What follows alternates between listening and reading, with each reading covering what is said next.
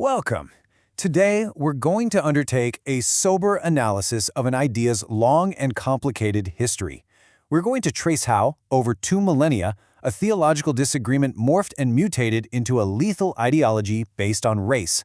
Let's begin. So here's our roadmap. We're going to proceed chronologically, because you really have to see how each era built on the ideas of the last. We'll start with the theological roots, the initial split. Then we'll look at the Crusades as a powerful case study. From there, we'll explore how medieval stereotypes became codified and the crucial turning point of the Reformation. And finally, we'll examine the chilling shift from religion to race and what that meant for defining the so-called other. So, we began at the very start, at the point of divergence. To really understand everything that comes after, we have to grasp this initial schism, where a fundamental dispute about faith laid a very long and very deep foundation for centuries of hostility. Okay, before we go any further, it's absolutely critical that we get this distinction clear. These two terms, anti-Judaism and anti-Semitism, they are not the same thing. Anti-Judaism is hostility toward the religion of Judaism, and in its own grim logic, it offers an escape hatch, conversion. The idea is if you change your beliefs, the hostility can end. But anti-Semitism, that's something else entirely. It's hostility toward Jews as a people, as a race. Your faith doesn't matter. It's about your blood, your biology. It's an identity you can't escape. This difference is the key to understanding this entire story. You know, as the early Christian church started to grow, it had to answer a pretty big question. What is our relationship to Judaism, the faith we came from? And the answer they came up with was a doctrine that we now call supersessionism, or the theology of substitution. The central idea was pretty simple. God's covenant with the Jewish people had been replaced, superseded, by a new covenant through Christ. Now, this wasn't just some minor theological debate. It was a fundamental rewriting of who held spiritual legitimacy. And the early church fathers were not subtle about it. Take a look at this quote from Justin Martyr. He argued that the Christian church was now the verus Israel, the true Israel. Think about what that means. It's a claim that effectively reappropriates the entire religious history and divine promises of the Jewish people, reframing them as a group that had lost its sacred role in history.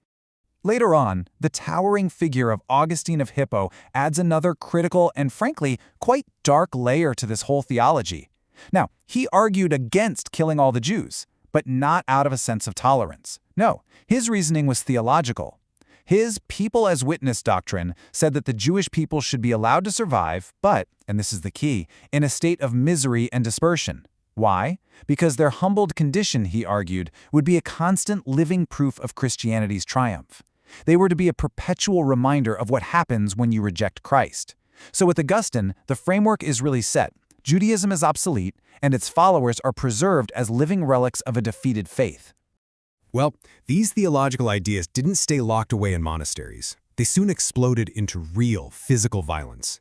And the Crusades, they serve as a brutal case study of how these abstract concepts could be turned into a weapon with absolutely devastating results. If you look at the historical records from that time, you see a really complicated picture. The fate of Jewish communities wasn't uniform at all. You had these crusading armies fired up to fight infidels in the Holy Land, who often decided to start with the infidels they found at home. So, in places like Antioch, that meant outright massacres. In Jerusalem, we have sources telling us that Jewish residents fought side by side with their Muslim neighbors to defend the city, only to see their synagogues burned to the ground. But then, you look at a city like Tyre, and you see a different story.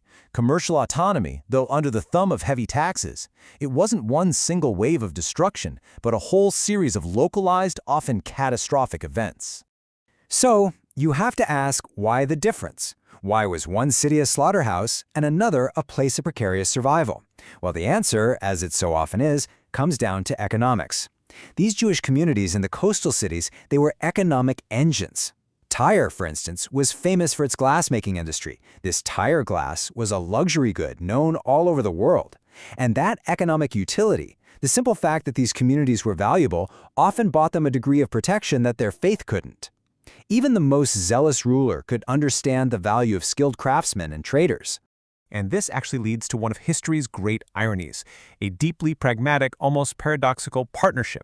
You had Jewish financiers with these incredibly sophisticated credit networks, systems like Suftaja or Havala, which worked a lot like early wire transfers. And on the other side, you had the Knights Templar, who needed enormous amounts of cash to fund their military campaigns. So what did?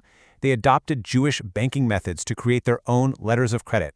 It became a strange partnership of mutual need.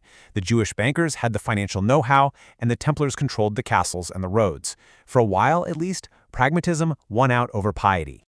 This takes us into the High Middle Ages, and this is the period where that sense of theological otherness really hardens. It gets codified into law, into society, and into powerful visual stereotypes. We're not talking about vague prejudices anymore. We're talking about a systematically reinforced worldview. Now you have to remember, for most people in medieval Europe, the world was experienced through images, not text. And one of the most powerful images you would see was this pair of statues, Ecclesia et Synagoga, the church and the synagogue. You can still see them on the great cathedrals today. Ecclesia, the church, is always shown as a proud, triumphant queen, with her crown on straight and holding a cross. But Synagoga, she's always depicted as defeated. Her crown is slipping off her head, her staff is broken, and, most importantly, she's blindfolded.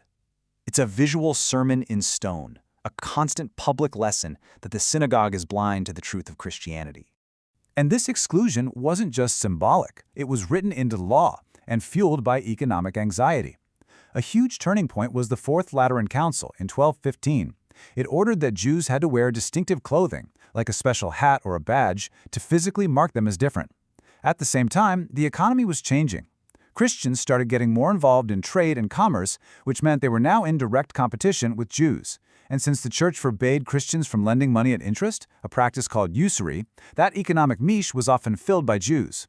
It was the perfect storm, really, and it all came together to create this toxic, incredibly persistent stereotype of the Geld Jude, the money Jew, seen as an economic predator.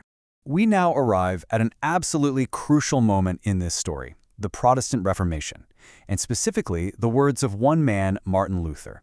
His influence was so profound that he essentially took the most hateful ideas of the Middle Ages and gave them a fresh coat of paint, passing them directly into the modern world. But what's so fascinating is that, at first, Luther sounded like he was going to break with the past entirely. In 1523, he wrote a tract called That Jesus Christ Was Born a Jew. In it, he blasted the Catholic Church for how it had treated Jewish people. His argument was, basically, of course they haven't converted. Look at the corrupt, idolatrous version of Christianity we've shown them. He believed that his Reformation had purified the faith, and he urged his followers to be kind to Jewish people, hoping this new, clean Christianity would finally win them over. 20 years passed, the mass conversions he hoped for never happened, and that earlier hope curdled into a furious, violent rage. By 1543, he wrote On the Jews and Their Lies, and the change in tone is just shocking. The same man who once preached kindness was now calling for synagogues to be burned, for homes to be torn down, for people to be driven out. By putting his name, the great name of the Reformation, on this kind of vitriol, Luther gave the old medieval hatreds an authority and a lifespan they might never have had otherwise. Now we move into the modern era, and the ideology undergoes its most dangerous transformation yet. It starts to shed its religious skin and mutate into something new, a secular, scientific-sounding theory of race. So how did this happen? Well, a few big intellectual currents came together. You had the Enlightenment, which was all about classifying and categorizing the natural world, and soon people started trying to classify human beings in the same way. Then, in 1853, you get Arthur de Gobineau's essay on the inequality of races, arguing for an Aryan master race. A few years later, Darwin's groundbreaking work on evolution gets twisted into social Darwinism, this ugly idea that human societies are in a racial fight for survival. And it's right in the middle of all this, around 1879, that a German writer named Wilhelm Marr invents a brand new, scientific-sounding word for his hatred: antisemitism. Antisemitism. It was a deliberate attempt to make an old prejudice sound modern and rational. And this slide right here, this shows you the absolutely horrifying logic of that change. Remember what we said at the beginning? Under the old religious model, anti-Judaism, the problem was belief. And the solution, however awful, was conversion. A person could be baptized and, in theory, they would no longer be a Jew. But under this new racial anti-Semitism, the problem is biology. It's in your blood, and you can't convert your blood. There is no solution. There is no escape. A Jew can never stop being a Jew, regardless of faith, belief, or action. That door, that theoretical escape hatch, had just been slammed shut and locked forever. Well, if you're going to make this new argument that a group of people is an unchangeable biological threat, you need a new vocabulary to go with it. The old language of religious error just won't cut it anymore. You need a language of dehumanization, a vocabulary pulled not from holy books, but from biology textbooks. Just look at these words. These aren't theological terms, they're medical, they're biological. Racial anti-Semites began talking about Jews not as people with the wrong faith, but as parasites living on the body of the nation. They were a bacillus, they were vermin, a cancer growing inside the host, a plague. This is a very deliberate choice of words. It's a rhetorical strategy designed to remove an entire group of people from the category of human and place them in the category of infestation or disease. And once you successfully define a group of people as a pathogen, you fundamentally change the conversation. You don't argue with a plague. You don't try to reason with a cancer. You don't try to integrate with vermin. You eradicate them. You cut them out for the health of the whole. The logical endpoint of this way of thinking wasn't conversion or even subjugation anymore. It was elimination. Annihilation had become, in their minds, a thinkable, even a necessary act of social hygiene. And so after following this evolution, from a debate about who the true Israel was, all the way to the dehumanizing language of modern racial theory, we're left with a profoundly disturbing question. When an ideology of hatred has been built up and refined for 2,000 years, when it's woven into a culture's art, its religion, and even its science, how on earth does a society unlearn that logic? How do you dismantle an idea that has been centuries in the making?